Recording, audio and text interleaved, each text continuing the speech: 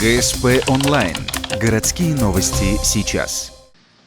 Утром 1 декабря в поселке Дальний люди десятками скапливались на остановках и не могли уехать по полчаса и больше.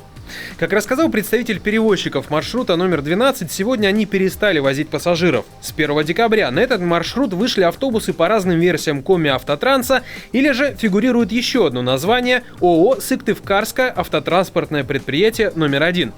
Понять сложно, ведь даже на проездных билетах никаких названий. Но обычным людям, собственно, не важны наименования. Зато при минус 25 и ниже теперь они ждут автобуса в разы дольше.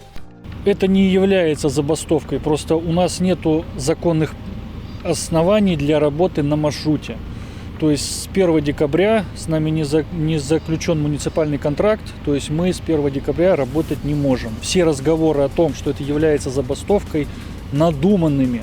В случае, если бы мы даже вышли на маршруты, значит, информация была бы перевернута и было бы сказано, что частные перевозчики мешают законному, значит, победителю конкурса работы на маршруте. То есть мы в любом случае были бы виноваты и так, и так.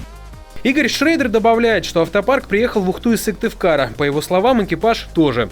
Соответственно, часть местных экипажей не работает и в перспективе могут вообще лишиться трудоустройства. По самым скромным прикидкам, это плюс 200-300 человек безработных. Однако факт остается фактом. Без маршруток автобуса на остановке ждать приходится 20, 30, а то и 40 минут. И это в районе 11:30 дня, когда утренний час пик уже позади. Сколько стоите? Я, может, минут 15-20 как бы. Раньше минут 5, может, самое большое. Я бывала 2 минуты стою, уже вторая едет сразу. Вот. А вечером, как думаете, лучше путь, не? Я не знаю. Я на работу уже опаздываю. Девушка автобуса так и не дождалась, вызвала такси. Также поступили очень многие люди. При этом новые автомобили для перевозок на маршруте номер 12, это ПАЗы и более крупные автобусы, явно не сошли с заводского конвейера только что. Сейчас, по нашим сведениям, где-то на 12-м маршруте курсирует около 6 пазиков. То есть это автобусы не новые, как это было представлено. Разрыв между ними там 20-30 минут. Значит, до настоящего времени на 12-м маршруте работало 32 машины. В час пик у нас был перерыв, то есть разрыв между машинами 2 минуты.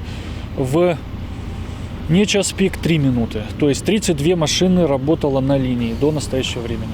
Ну как бы там ни было, вечер близко. Как люди будут добираться домой, если число автобусов так и не увеличится? Сколько придется простоять на остановке при температуре минус 25 и ниже? Сколько денег, которые никто не компенсирует, потратят люди на такси? Не хочется думать, что эти вопросы риторические. Одно несомненно. Кто бы ни пошел на принцип первым, сегодняшний утренний коллапс случился благодаря тому, что перевозчики и люди, отвечающие за транспортную систему города, не смогли достигнуть компромисса. Неэффективность решения проблем и поражающее невнимание к ситуации обычных ухтинцев – вот итог того, что в Ухте снова разгорелась борьба за транспортный рынок. Кстати, и завтра, и потом местные экипажи на маршруте номер 12 выходить не собираются.